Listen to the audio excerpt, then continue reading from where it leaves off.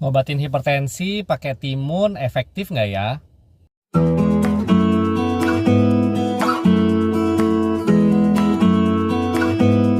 Jadi belum lama ini saya ngobrol sama pasien saya yang sudah rutin kontrol hipertensi gitu ya. Jadi ketika datang kontrol, dia bilang belakangan nyobain bikin jus timun ya, jus timun sehari saya lupa 1 atau 2 gelas gitu ya, dan dia dengan bangga bilang tensi saya turun dok, ini gimana menurut dokter, bisa nggak obat saya dikurangin ya. Terus dia tanya apakah aman untuk mengkonsumsi seperti itu supaya bisa lepas obat dokter ya, karena tetap ada kekhawatiran kalau konsumsi obat jangka panjang malah bikin badannya kenapa-napa ya. Jadi ada dua hal yang perlu dijelaskan di sini. Satu, tentang keefektifan timun sebagai terapi antihipertensi. Nomor dua, apakah memang obat antihipertensi itu berbahaya kalau dikonsumsi jangka panjang ya. Saya jawab yang kedua dulu ya. Dari obat-obat antihipertensi itu justru makin lama diminum malah muncul efek proteksi ke organ-organ yang penting ya.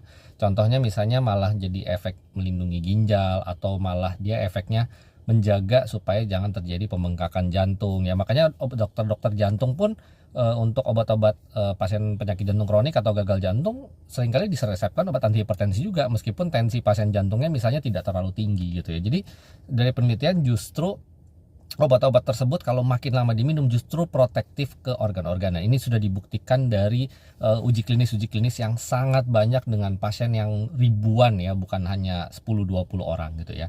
Nah, yang pertanyaan kedua tentang timun, dan ini kalau menurut saya bisa berlaku juga untuk terapi-terapi alternatif yang biasanya orang-orang lakukan sendiri gitu ya. Misalnya ngerebus air sereh lah, untuk berbagai macam kondisi yang dipercaya ya, tanda kutip ya, dipercaya bisa membantu kondisi beberapa penyakit gitu ya. Pertanyaannya kalau nanya boleh apa enggak, boleh gitu ya.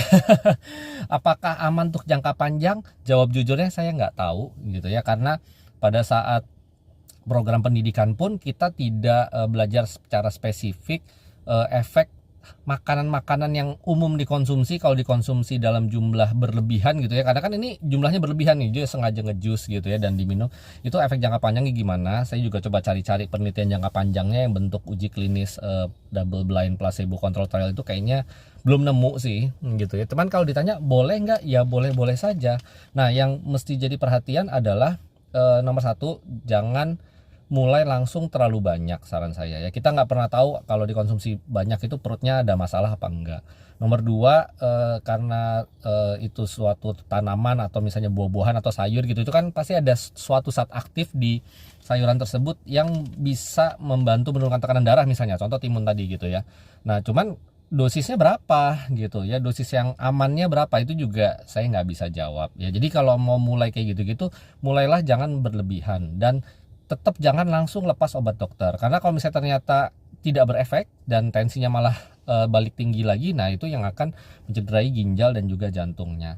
Sama prinsipnya begini ya teman-teman semua, kalau nyoba-nyoba kayak begitu, selain mulainya dari porsi yang kecil dulu dan jangan langsung lepas obat dokter, perlu ada yang namanya evaluasi pemantauan. Seringkali saya temukan begini, nyoba sesuatu yang diomongin orang, yang orang lain bilang oh dia nyoba itu berhasil gitu ya, terus dia langsung lepas obat dokter. Habis itu dia nggak evaluasi karena merasa oh ini udah pasti bagus deh tensi saya, pasti bagus deh gula saya. Akhirnya dia keterusan tidak pernah cek tensi, tidak pernah cek gula, tidak pernah cek kolesterol karena sangat yakinnya gitu ya.